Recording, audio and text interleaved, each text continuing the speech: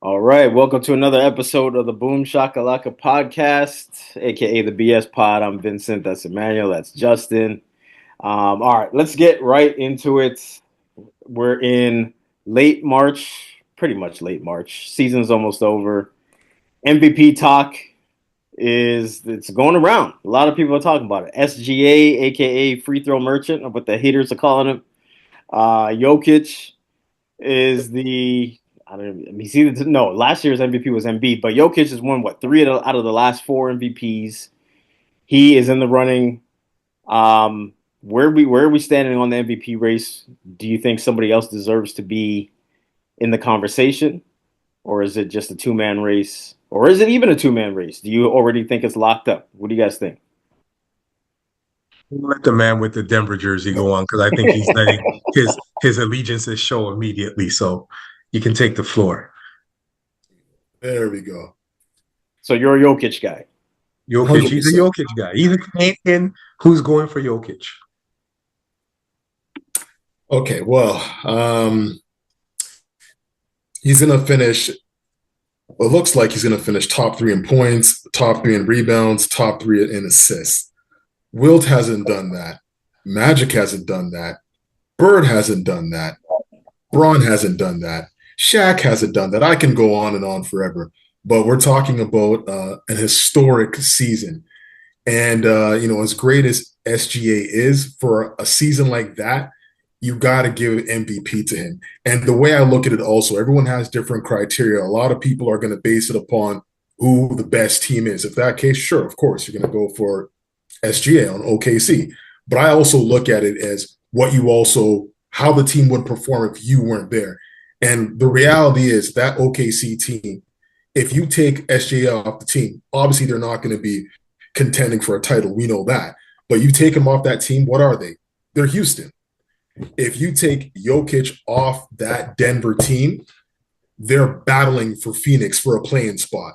Like what he does for that team is he does everything. He's the point guard, the center, the small. He's all 5 positions on the floor for that team. He's the be-all and end-all. So I'm going with Jokic for MVP again.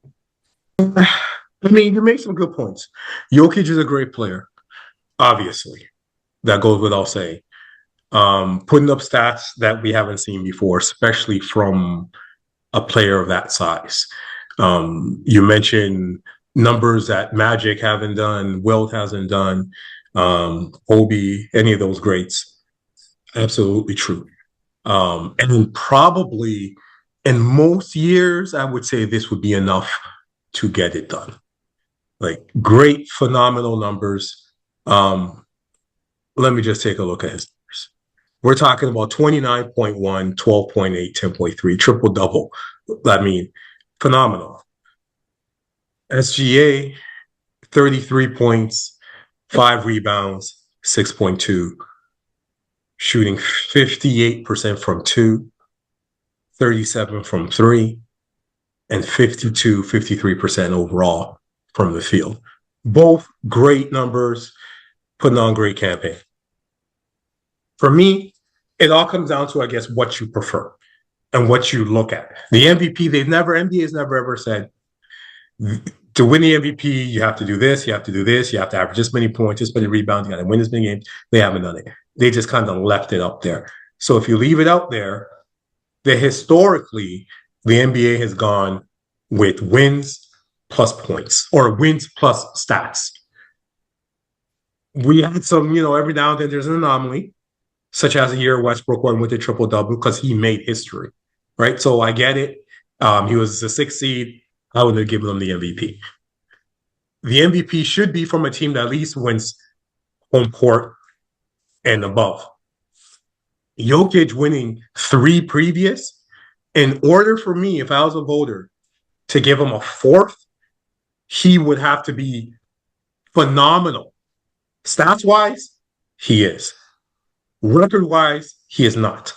The two of them have to come together in order for me to give him a 4th MVP. If he was going for his 1st, then we'd have a different discussion here. Now you're on to your 4th. Like, you have to be so exceptional historically for me to say, okay, I'm going to give you your fourth. Stats-wise, he is. Individually, he is. But he isn't getting it done from his team. They are, I believe, 13 games behind OKC. 13 games. 13 games is huge, and it's just too much for me to overlook, to say that I would give it to Jokic. That's such a big difference. When they played head-to-head, first game, Shai outplayed him, and they won easily, blew them out. Second game, Denver came back, and they won the game. But Jalen Williams left. Second best player on the team left the game. And Jamal Murray was amazing in that game. That was the difference. Jamal Murray, that second guy, right? As we see many times in playoffs, Jamal Murray hitting big shots, bailing them out. Jokic is the main dude, no doubt. But Jamal Murray is that guy when it comes to big moments, and he helps him. We can't say that about Shai. We can't say that about OKC. Jalen Williams isn't that guy yet. Jalen Williams hasn't done enough for me to say, okay, when it comes to playoffs, when it comes to big moments, who else is going to count on but Shai? I think Shai does a lot more than, well, maybe not a lot more, but he does more than Jokic does. We talk about win shares. Win shares. What does win shares mean? Estimate of the number of wins contributed by a player. There was a point where Jokic was ahead of him. Shai's now at 14.9, where Jokic is at 14.5. So the stats are now even leaning towards Shai's way from a team perspective. Forget the individual perspective. Denver has, I believe, 5-6 players averaging double figures. Gordon, Westbrook, Braun, Porter, Jamal Murray, and of course Jokic, averaging double figures. All of them have played, other than Gordon, have played at least 90% of the games this season. OKC, on the other hand, they have 5 guys in double figures, but we're talking about Chet at 15.2, who only played 23 games this year. So he's played less than half the season. So Williams at 21, Jamal Murray 21. So they cancel out. After that, you're looking at Hartenstein at 11. You're looking at Lou Dortz at 9. Aaron Wiggins at 11. Where Denver has Michael Porter Jr. played every game, 18. Christian Braun played almost every game, 15. Russell Westbrook, former MVP, 15. Aaron Gordon, 14. We just saw Aaron Gordon go off for 36 points the other night when Jokic wasn't there. And I dispute the statement that OKC and Shai have better players around them. They do not. He does not. If you took this team minus Jokic, having their history of winning, Jamal Murray's big shot making, the Brendan Malone, a championship coach, Russell Westbrook, a former MVP, I would take that anytime over what OKC's bringing to the table. There's a reason why even now, even though OKC has by far the best record in the league, there's a reason why teams are lining up saying, we'll play them. We'll play them. Why? Because they're not taking them seriously. Why? Because they're young. So you can't tell me a championship team with a championship coach is less talented and has less around them than a young team and OKC. And I'll finish off with this. There's only been 4 players in the history of the NBA that have averaged over 30 points per game and won 80% of their games in a season. All 4 of those players won MVP. Jordan did it twice, Steph Curry did it once, and Kareem did it once. So 4 times, 3 players 4 times. Shai is the other guy this year. His team is on pace to win 66 games, which is like 82%. He's averaging over 30. He's the MVP. Preach. I have to agree. I mean, come on. Look, Denver lost to Washington the other day. Like this conversation should be over. Like it shouldn't even be a conversation. The game was in Denver. Denver's got the home court advantage of the altitude. We've been hearing that for years. They were at home. Jokic was playing. Everybody was playing. And they lost to the Wizards. Okay? And then that same night, OKC was in Detroit. Shai did not have Jay Will. He did not have Chet Holmgren. And then Lou Dort got hurt in the middle of the game and left the game. And what did Shai do? He said, just get on my back. And he took them to victory. I think he scored like 48. Like, Yeah. whatever you need from him, he's going to give it to you this year. Yep. Like, like this is not even, and Jokic, like, okay, technically it shouldn't matter that he already has 3, but it matters, right? This is why Jordan only has 5 MVPs. It's why LeBron only has 4. We know that they deserved more, but that's how it goes. If you've won multiple, we're gonna now give you a 4th MVP when Shai's putting up numbers like this. Not to mention, right now in the standings, they're tied for 3rd, and they're 13 and a half games back. Like, what are we doing? This guy, this is a guard, a point guard, averaging over 33 points a game, shooting over 52% from the field. It's insane. Like, the efficiency is there, the numbers are there, the wins are there. What more could you ask for? You're gonna give it to Jokic to just so he can get his 4th as the 3rd. By the way, I just learned the other day that this guy got an MVP, his 2nd MVP. Denver was a 6 seed. Look at that. What is that? Look at that. So I think he was 6 seed and he got an MVP, and now you want to give him another one? Come on, man. And Phoenix won 64 games that year. I don't know who was leading Phoenix that year. I assume it was Devin Booker, but they won 64 games that year, and they gave the MVP to a 6 seed. Like, I don't know. I don't understand that. But to me, MVP is about wins. Historically, I've said this before. This is my last point on this. Historically, the MVP used to go to a guy who was on at least the top 3 seeds. At least top 3. I don't know what's going on in these last decade or so where now there's starting to vote MVP for guys who are their team is a 6 seed and they're losing in the first round of the playoffs. This doesn't make sense to me. If you're the MVP, you should be on a championship contending team. No 6 seed is a true championship contender, right? Like, what is that? If you are top 3, okay, I get it. Because then it's like, okay, you can consider them to be a championship contender. Is Denver a championship contender this year? I mean, with Jokic, I guess so. If they're healthy and with Jokic, I guess, yeah, you would have to consider them a championship contender. But more than OKC? No, not more than OKC. When they're 13 and a half games up, to me, it shouldn't even be a contest anymore. I think Shai's got it wrapped up.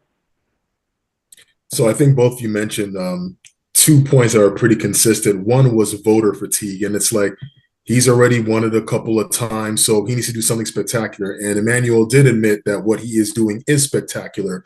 So how much more does a guy need to do to win it again? Is it simply, hey, you've just won it too many times? Unless you're averaging 50 points a game, we can't give it to you. And also, yes, both teams do have guys that are, averaging double figures every game. OKC also has the best defense in the entire league. Denver does not. If you took Lou Dort, Denver doesn't even have a player that can defend like Lou Dort, right? Christian Braun is definitely has definitely improved defensively, but like as a team defensively, I mean that team they're on another level. That's why they're blowing teams out by 20 points every night. Not only can they put the ball in the basket, they can defend at the other end as well. Shai's having a great season. I just think that when someone's having an historic season, not just a good season, he's gotten MVP before, but he didn't put up these numbers. When you have an historic season, I feel like it's a shame not to give it to you. Just like kind of like when Westbrook had averaged that triple double, and we haven't seen it since Oscar Robertson, and there was that battle between him and Harden, right? Sometimes when something is historic, I feel like, you know what? Yes, they're 13 games ahead, but once again, is this a team award or is this a personal award? Most valuable player, not most valuable team. So I do have to take into account a guy's personal stats. And Vince mentioned before that he's won MVP as a 6 seed. So if he can win MVP at 6 seed, why not, give him MVP at 2nd seed? I'm not a mathematician, but 2 is a higher number than 6, right? So, I mean, a 2nd seed is better than a 6 seed, so why not give it to him? It's a battle between these two. It's tight. It's anyone's call, but for me, I just have to give the edge to someone who's doing something that hasn't been done before. We've seen people average over 30 points a game, which Shai's doing. We've seen MJ do that. We've seen someone average. We've seen guards shoot over 50%, and we've seen guards average over 30 points a game. It's been done before. No one has done what Jokic has done. Okay, so I'll turn that question back to you. You said what does Jokic have to do to win? I'd say, what more does Shai have to do? Like you said, what more? What more? This guy had the best record. He should have won it last year. If he had won it last year, I wouldn't be fighting for him this year because now he would have won. So then I would step back and be like, okay, Jokic's numbers are just so phenomenal. Even though they're 13 games ahead, I would still lean towards Shai, but I wouldn't be so convicted on it if he had won it last year with the best record. They gave it to Jokic or Embiid. It was Embiid last year? They gave it to Embiid last year, right? Even though Shai had the best record in the league. They come back again, their record is even better. His numbers are even better. What more does he have to do to win MVP? Like, the league should reward winning. Yes, Westbrook won it as a 6th seed. That was a damn mistake. They shouldn't have given it to him as a 6th seed. He didn't deserve it. Like, yes, he was MVP. There's something phenomenal we haven't seen before. But but how many wins did it lead you? Exactly. Right? Like, we got to get to the point where we are rewarding winning and winners. And I just feel like if Westbrook had won 3 already at that time and he was a 6th seed, I don't think he would have won it. It was his first and his one and only. Jokic has won 3, man. Like, 3 and nothing to sneeze at. You can win 4. He can, if he comes back next year and does this all over again and everything's equal, then it's different. But I think this year, the fact that they're 13 games behind, if they were neck and neck, you have a case. But no. For me, I look at the MVP like really formulaic. So you take these circumstances this year and you repeat them next year, I would still say it's Shai. To me, if you're going to be the MVP, you can't be 13 and a half games behind. You can't. Not unless that team that's 13 and a half games ahead of you is doing it by committee. Like, if this is one of those, like the old Detroit Pistons teams where they have no clear-cut star and they're just a great team, okay, fine. Then, okay, give it to Jokic. But when you look at OKC and you see it's clearly Shai that is running that engine, and you mentioned Justin, you mentioned their defense, how they have a great defense. You mentioned Lou Dort defends the way nobody on Denver defends. I'll just say that Shai is 3rd in the league in steals, right? So part of their great defense is Shai.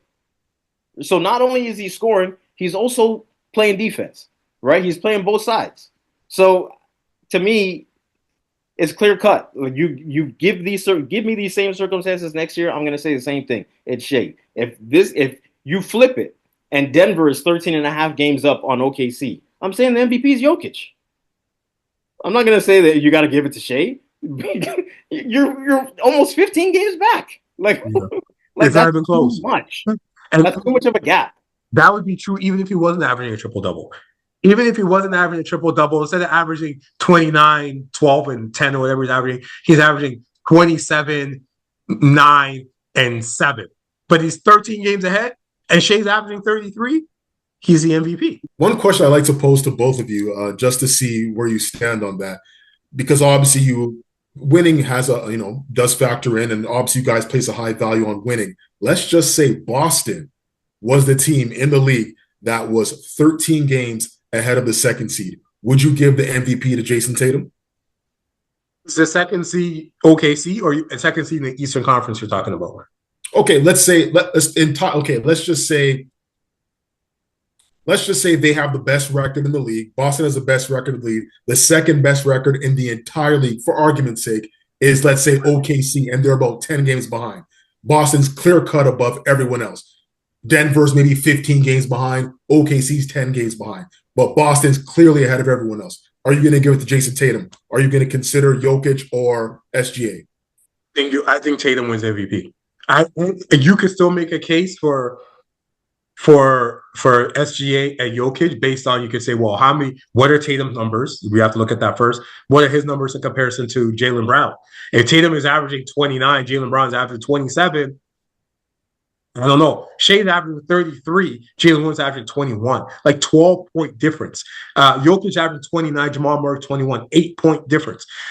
It depends on what Jaylen Brown is doing. But generally, if they're that many games ahead, you know the media is pushing. They've been trying to give Tatum MVP for how many years now? They've been desperate trying to give it to him. They tried to give him the Finals MVP, and Jaylen Brown said no. So you know there would be a push. Definitely, he would be the leader for MVP, especially since coming off a championship. Yeah, Tatum would definitely be leading. I have to agree. My first instinct when you raise that hypothetical is what is Jaylen Brown doing, right? Because for me, when I think about Boston, I think of Tatum and Brown as like a package deal. I don't think of Tatum necessarily just being their default best player, even though he might be. But I think of him and Brown together. So if Brown is also having a great year and has great numbers, then I don't know. I would have to see, okay, how far ahead are they, than Denver or than OKC in comparison to then Shai's numbers and Jokic's numbers, and then take a look at it. But if Jaylen Brown is, like you said, 8 points or 12 points less than Jason Tatum, and the Celtics are running away with it, then yeah, I would say Tatum is MVP. Sorry, last point on this too. Cleveland. People, so you wonder, well, why not Cleveland? They have the second best record in the league. They've been dominating the Eastern Conference, running away with the Eastern Conference all year. Why not Donovan Mitchell? Because Donovan Mitchell is averaging 24. Darius Garland's averaging 21. Evan Mobley's averaging 19. Jaron Allen is averaging 14 and 10. Their numbers are so close together that it feels like, even though Donovan Mitchell is their best player, it feels like they're doing it by committee. And Donovan Mitchell was averaging 33 like Shai is, he'd be right there with Shai. He'd be the MVP. It just feels like he has more around him than what Shai does. Everybody says OKC has this great team. I don't know. I think they have a really good team. They're a great defensive team. But if he's not dropping 30 or every single night, because you got to score at the end of the day. You got to score. So.